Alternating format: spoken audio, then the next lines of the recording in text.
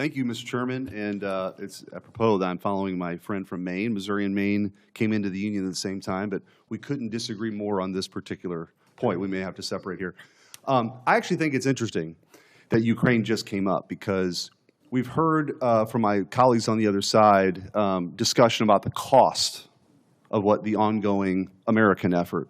There was never a discussion about the $200 billion we were sending to a foreign country that's not even in NATO. Never. In fact, when amendments were offered for independent audits of how that money was spent, there was bipartisan opposition to that kind of oversight. So I find it really rich now that there's a complaint that we're not spending money on Ukraine. And by the way, $30 billion for salaries for bureaucrats, pensions and social safety net programs, and government operations to keep the state functioning during wartime. That's where American tax dollars were going, $30 billion for bureaucrats in Ukraine. And we just heard a speech for more money for Ukraine, yet the $1.5 trillion for this country is being balked at. I mean, I've seen Ukraine flags all over this Capitol for 3 years. At the same time, the same people call the President of the United States of this country a Nazi. So forgive me if I feel like we've lost our bearings a little bit. So I'm all for the America First agenda. I'm all for us realigning our priorities. I'm all for the national defense strategy that says our core strategic interests are the homeland, the Western Hemisphere, and the rising threat in China.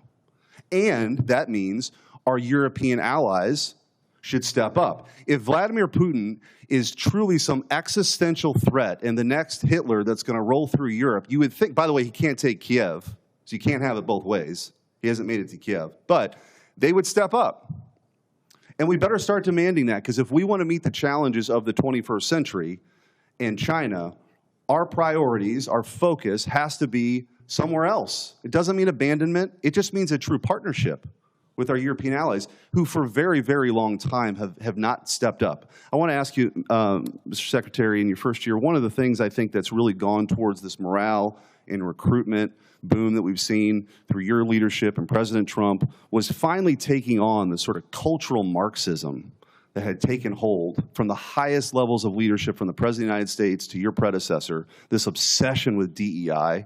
Could you just walk through maybe the worst example that you saw and a way that you addressed that and how it was affecting morale? Well, thank you, Senator. First of all, I want to fully associate myself with the first 2.5 minutes of your comments, and I appreciate that perspective very much so. I would note $30 billion for bureaucrats in Ukraine is more than the bill that we've talked about today for an existential and critically important war to ensure that Iran doesn't get a nuclear weapon. That's worth noting. I haven't talked about it as much in these hearings because this is a budget hearing about $1.5 trillion that's historic and significant. But underwriting the change that we've seen at our department was a laser focus on getting back to basics. And the key word to that is merit. We had a department that was obsessed with gender, ideology, and race, diversity, equity, and inclusion. In fact, the mantra you would hear dripping from the lips of generals and with a serious look on their face was, "Our diversity is our strength," which is the single dumbest phrase in military history. Of course, our diversity is not our strength. Our unity is our strength, our shared purpose, the flag we wear, and the Constitution we serve to defend. And when you clear that debris away, whether it's Marxist ideologies or social engineering or political correctness or quotas based on gender and diversity, you get the best of the best rising up, regardless of gender, regardless of race, motivated by that environment where merit reigns. It's accountability, standards, lethality, readiness, training, all the debris wiped away.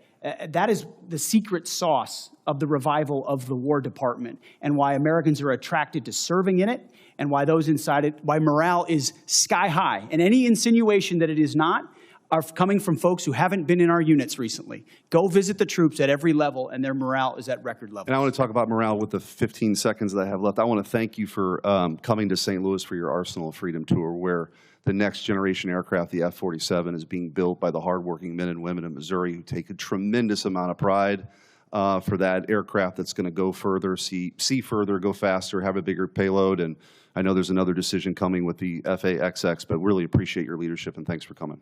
Thank you, Senator. Thank you, Senator Schmitt. Support journalism you trust. Support PBS News. Donate now, or even better, start a monthly contribution today.